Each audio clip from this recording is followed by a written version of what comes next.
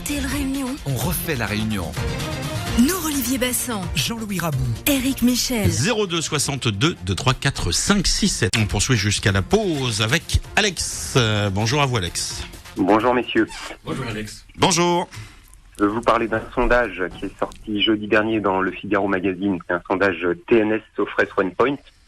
Et ils ont dressé une liste de 41 noms, supposés plus ou moins être candidats à la présidentielle. Et ils ont demandé pour chacun des noms aux interviewés s'ils souhaitaient lui voir jouer un rôle important au cours des prochains mois et des années à venir. Donc c'est un sondage sur 1000 personnes. Qui arrive en premier ? Alors, je vous le dirai à la fin. Déjà... D'accord. Les premiers seront les derniers. En D'accord. gros, le Figaro n'est pas réputé pour sa neutralité, c'est pas ce qu'on lui demande, mais quand même. Il est un peu à gauche quand même, non ?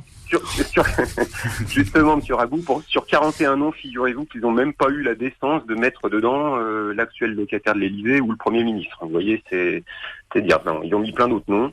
Donc, on trouve monsieur Juppé à 38% de oui. 38% des Français veulent lui voir jouer un rôle important au cours des mois et des années à venir. Enfin, accélérons ce sondage. Oui, d'accord. Macron 26%. Ensuite, vous avez Marine Le Pen, Mélenchon, Fillon, Bayrou à 23%. Sarkozy 22%, Montebourg 17%, pour faire plaisir à Patricia, le maire 16%, Dupont-Aignan 11%, Dussodou. Bon. Bruno Le Maire. Où est l'UPR là-dedans ? Il n'est pas cité, évidemment, vous le cachez, le 5e parti de France, on ne le cite pas, parce que sinon ça poserait problème. Alors, ce qui est important, c'est que 38% pour Juppé, ce qu'il faut voir, c'est que c'est surtout 62% qui sont contre. C'est-à-dire qu'en fait, le candidat le plus promu par le système en place, il a quand même 62% des Français contre lui. C'est-à-dire que si comme le prône l'UPR, il y avait une vraie reconnaissance du vote blanc, c'est le vote blanc qui arriverait en tête et tous ces 41 noms n'auraient pas le droit de se représenter au scrutin de remplacement. Alex, ne pas dire qu'on est pour, ça ne veut pas dire forcément qu'on est contre. Alors ça veut dire, on leur demande aux gens s'ils veulent voir jouer un rôle important.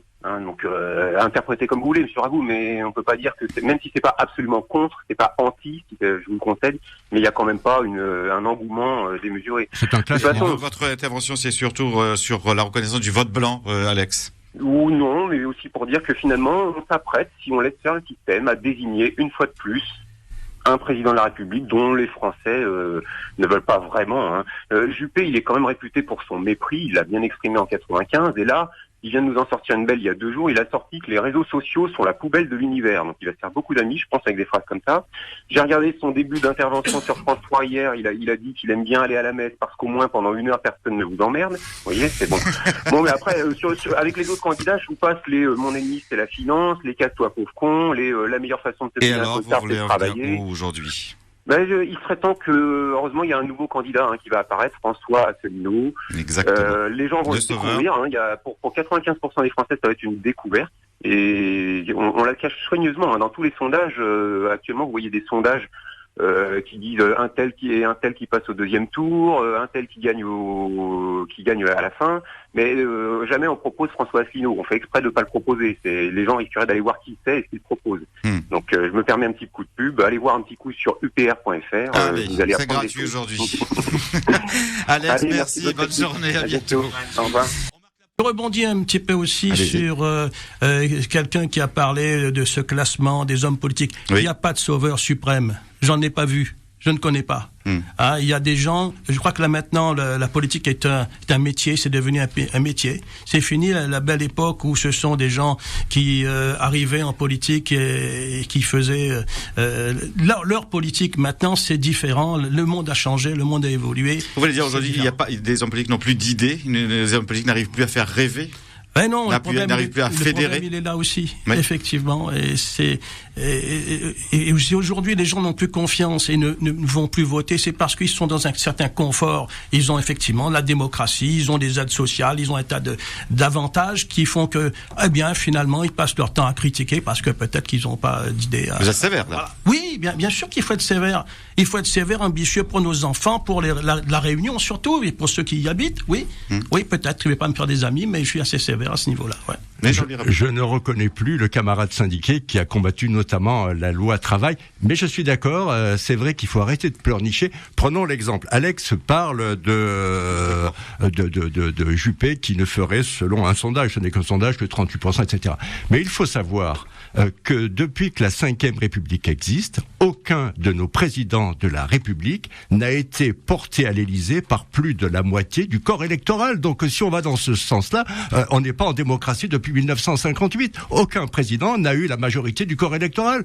Il n'y a rien d'extraordinaire à ce que Juppé. Je trouve même 38, c'est un joli score puisqu'il s'agit d'un classement.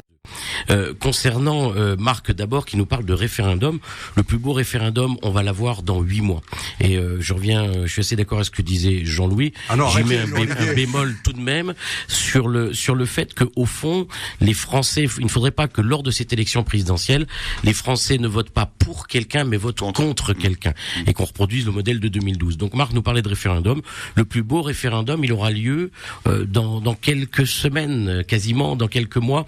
Et est-ce que, par exemple, les Parisiens qui ont élu Anne Hidalgo sont contents de voir à la porte de la Chapelle les migrants? Est-ce qu'ils sont heureux de voir leur ville sale comme elle n'a jamais été? C'est important. Ensuite, Alex nous parle de sondage, ceux du Figaro, de TNS. Je rappelle qu'il s'agit de codes de popularité, de codes de notoriété et de codes même pas d'intention, d'affectivité, pas d'intention de vote. Donc il faut pas s'appuyer là-dessus. Ensuite, il parle du système. Bah oui, il y a des candidats du système. Notre invité l'a dit tout à l'heure, c'est le système qui est comme ça et aujourd'hui il n'y a plus d'hommes providentiels, donc ils sortent des partis normalement. Et Juppé a un peu fondu l'armure, il apparaît que je pense qu'on le sent un peu libéré, il utilise des mots qu'il n'utilisait pas avant, c'est amusant. Sur RTL Réunion, on refait la Réunion. Nord Olivier Bassan, Jean-Louis Rabou, Éric Michel.